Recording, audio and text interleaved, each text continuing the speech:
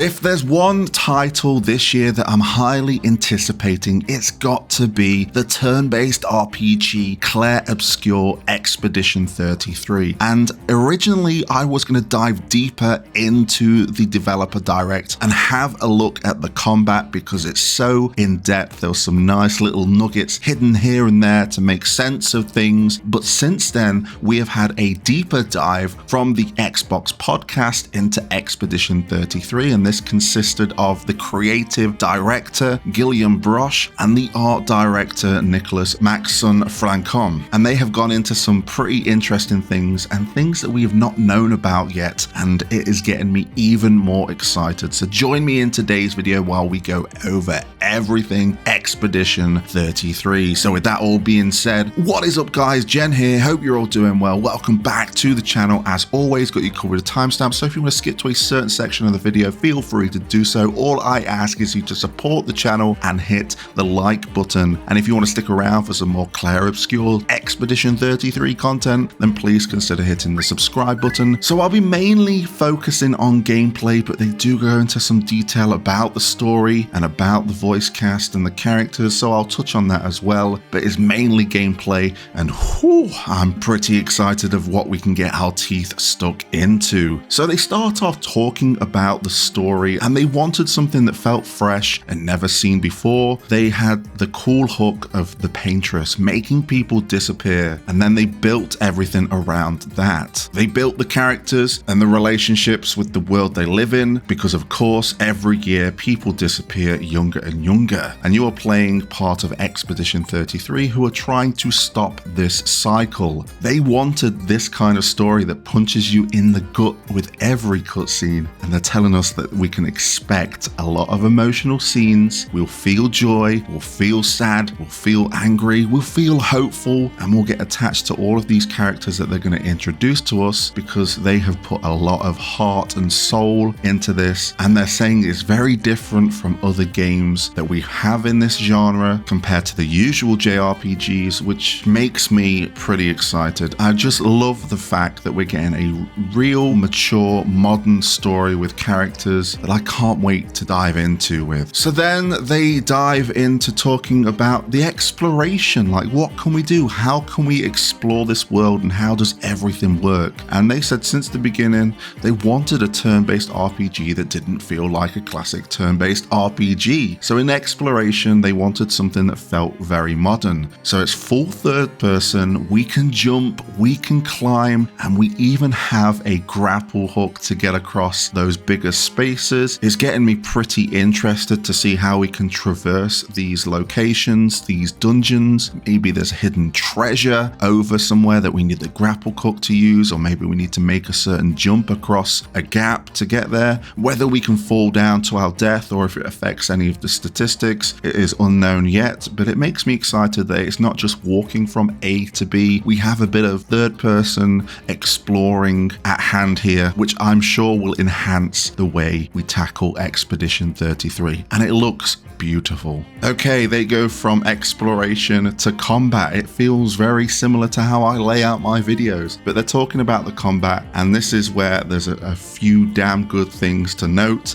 I'm also going to be adding a few of my own discoveries in this section, so let's just dive in. From the beginning, they wanted to have a complex systems, progression systems, and also the battle system. They didn't want to just be a pretty face. They wanted it to feel like a game, so each character has their own play style and you can play them in whatever way you want. Yes, there'll be the go-to way to play a character, but they also wanted them to feel very different from one another, and they all have unique mechanics and unique skill trees to enhance that. So they first talk about Lune, and she has a mechanic called stains, and we're going to go into a little bit in depth here. So every time she casts a skill, she will create a stain, and then you can have up to 4 stains at a time, but those can also be consumed in other abilities. So if she consumes the right stains, it will amplify her skills by quite a lot. So the way to play Lune is to find combinations that you can play around with, and they mentioned rotations, and I was thinking, holy hold on a minute, some of the way these characters work, it looks like their skills are going to work a lot like rotations in an MMO, and it reminds me of Final Fantasy XIV, like the gunblade charges. So you get 2 charges, and then once you have those 2 charges, you can implement a new skill into your rotation. It works a lot like that. So it looks like there's obviously going to be a go-to rotation once you unlock all the abilities, but the fact that they've got the flexibility to mess around here with the stains for Lune is pretty intriguing.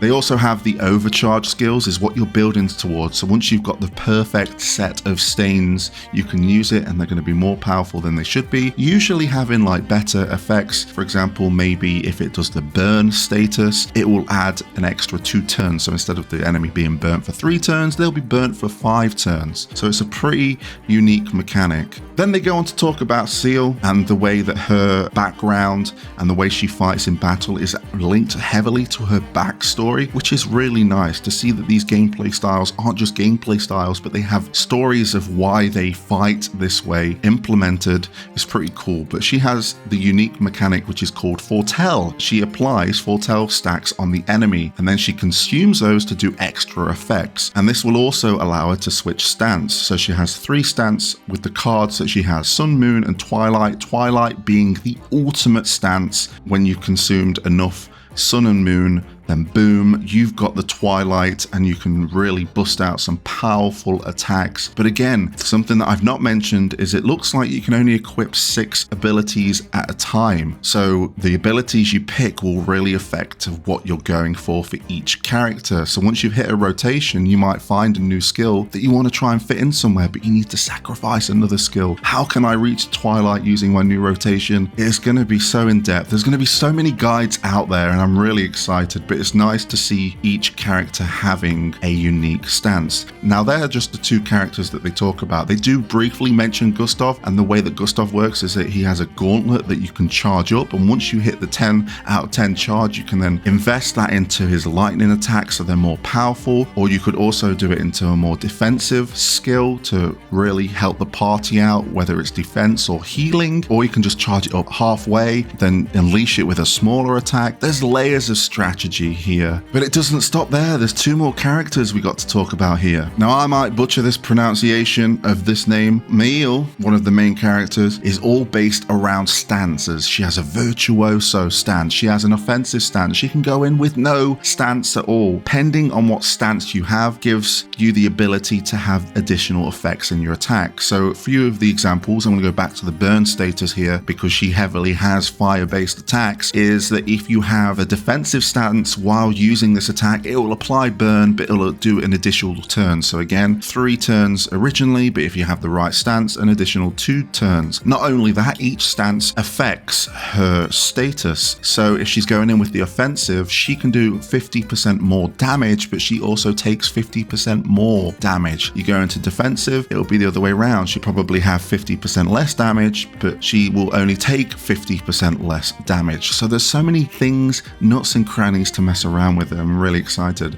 But there's one more character I want to talk about and the way that they're going to work, and that is Monoco, our blue mage, our beast master. The way we get abilities is through monsters, and the way that these abilities work looks like it can be pretty fun because he has the bestial wheel, and every time he has a turn, it randomly selects one of the icons, and then once one of these icons are selected, if you have a skill that has that icon, then you're going to get additional statuses. So for example, he has an ability called the ballet charm, and this does light damage, just 1 hit, and applies a powerless debuff to the target, making their attacks weaker. But if you have a certain bestial wheel mark that it lands on when you do it, then it does increased damage. So I really like the randomness of the character here. This could really change the tide of battle here, and also it could probably get you a game over at the same time. Now, I've read somewhere that there's actually 6 characters, but we only know of 5, and I have a feeling that our Mount Esquire will be a playable character, though I might be wrong. There could be a character we've not seen yet. Who could that be? Let's leave that up for speculation and move on. They then go to talk about bonuses, and pretty cool what they've got going on here. So they have a no damage bonus. So if you defeat a battle with no damage being taken, you get some extra experiences. I'm sure if you do certain amount of skills, or maybe there's random challenges that might be in rotation sometimes for the battles to really make you want to play a different way each battle so you get the best out of each result. That would be incredible. But they're saying that with their defense system, because we can dodge, we can parry, we can jump at the right timings, it's doable to do any battle without taking damage, and that applies to the boss battles. Gilliam has already said that he's trying to do a no-hit run from the beginning to the end. He's trying one right now. It's a lot of fun, but it's going to be quite the challenge. If there's a trophy or achievement tied to that, oh, we're going to be in for a bit of a good time here. So then they move on to the skill tree. So while you're playing the main story and the side content, you'll have to choose and invest in the skill tree. You won't unlock everything naturally, but if you go deeper into the end game, which is nice to hear, and really max out your character level, then you can unlock everything. If you're playing normally and you reach the end boss, you'll probably have about 2/3 of all the skills.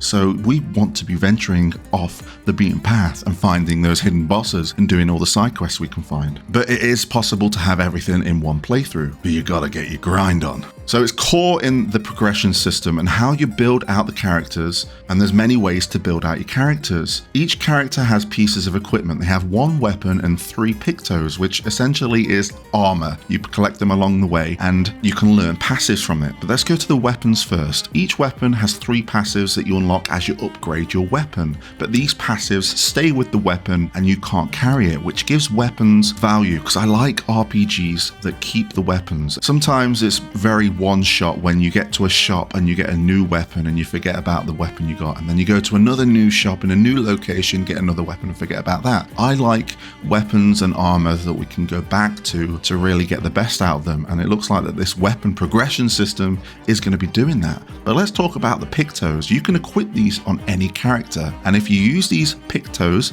4 times in battles, you will master the passive.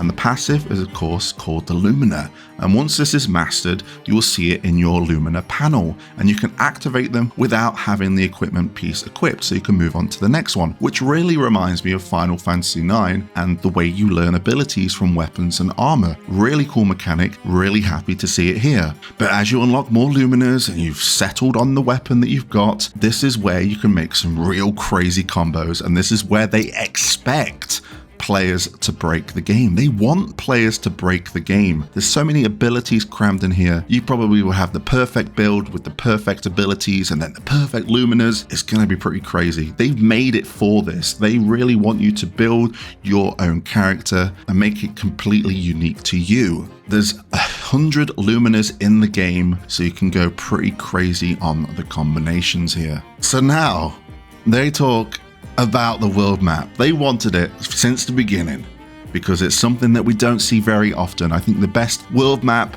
in recent times that I've navigated is Ni no Kuni, and that's why this world map Traversal reminds me of that so much. Just the more lightheartedness and the less action. We can't jump, we can't use grapple hooks here. We just get that sense of traveling. We're on an expedition, and they want it to feel like we're going on a big adventure. You'll have encounters, you can battle enemies, so it feels just what it would do in a world map. It's going to feel massive to begin with, and it really is. There's so many nuts and crannies to find out, so many secrets to find, and bosses to find as well. And they seem real excited when they talk about this, which gets me excited. A world map is great, but if you're just going from A to B with nothing in between, there's no point. But the fact that they've got the world map and they say, hey, you might not want to go to the location just yet. Maybe you want to go over to the left there, because it could be some really cool things that could help you out. There could be an item. There could be a Picto over there for you to have a unique Lumière that's probably really going to help you out in the next fight. Or you can just do a bit of grinding on the world map with some enemies. And then they talk about Esquire. When you unlock him, you can travel. It starts off in phases, so you can travel faster, and he's got a pretty badass walk, as you can see on screen right now. But then as you go further into it, you can go across the water, and then eventually you'll be able to fly to your heart's content. But then they say one more thing, because we've not really heard much about this. We've seen a few things in here, but we want to know how frequent that is, and that's NPCs and towns and shops. How will this all work? Is it in there, or is it just a fever dream right now? And Gilliam really wanted to talk about this because there's so many NPCs here to discover. There's going to be towns, there's going to be merchants, and they have a really cool merchant system. So they are called Gestrals. It's a unique race that live on the continent and they love fighting. So they'll sell you some stuff like normal, but if you want to see their secret stash, which has usually got the best items, I'm sure there's going to be some very unique Pictos in their